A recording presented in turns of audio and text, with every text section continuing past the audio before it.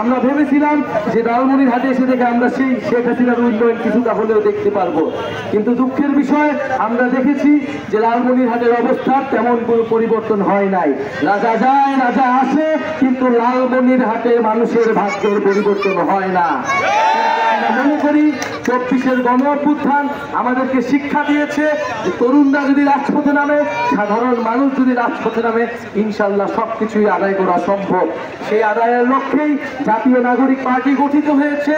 আমরা কুড়িগ্রামেও পথযাত্রা করেছি, আমরা সেখানেও বলেছি, আমরা তিস্তা প্রকল্পের কথা বলেছি, যেই তিস্তার জন্য আমার উত্তরবঙ্গের মানুষ, আমার উত্তরবঙ্গের কৃষকেরা তারা ফসল ফলাইতে পায় না। ভারত অন্যায্যভাবে আমাদের যে নদীর হিস্সা, সেই হিস্সা আমাদেরকে বোঝায় দেয় না। ইনশাআল্লাহ জাতীয় নাগরিক পার্টির নেতৃত্বে খুবই শীঘ্রই নদী এবং সীমান্ত সুরক্ষা আন্দোলন শুরু হবে এবং আমাদের এই প্রান্তের এলাকার মানুষের নদীর অধিকার, সীমান্তে যে বেঁচে থাকার অধিকার, সেই অধিকার আমরা আদায় করে ছাড়বো ইনশাআল্লাহ।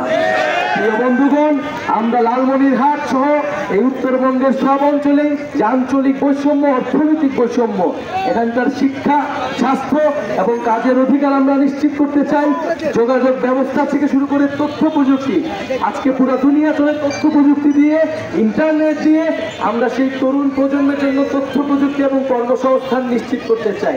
জাতীয় নাগরিক পার্টি একগুচ্ছ তরুণদের অনেক স্বপ্ন নিয়ে রক্তের বিনিময়ে এই দল গঠিত হয়েছে।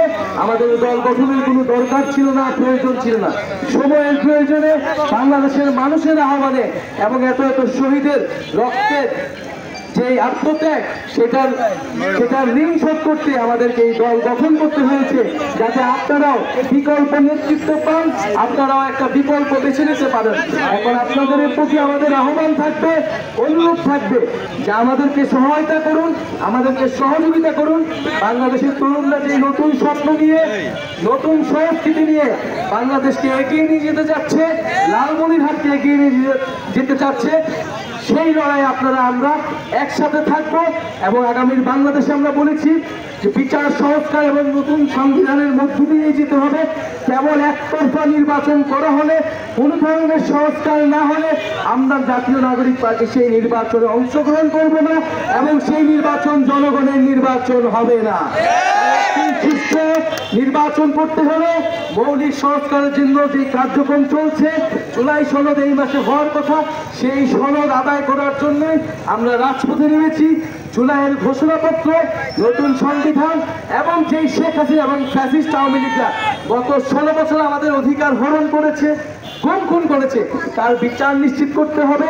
যারা সন্ত্রাসী বাহিনী ছিল তাদেরকে এখনো গ্রেফতার করা হয়নি, আদালতে গেলে তাদেরকে ছেড়ে দেওয়ার ব্যবস্থা করা হচ্ছে, বিভিন্ন জায়গা থেকে তাদের পুনর্বাসনের চেষ্টা করা হচ্ছে। সেই সকল চেষ্টা, গণঅভ্যুত্থান বিরোধী চেষ্টাকে প্রতিহত করতে হবে। ইনশাআল্লাহ আমরা লালমনিরহাটে আবারও আসবো এবং আগামীর সংসদে তরুণদের, নতুনদের বিজয় হবে ইনশাআল্লাহ।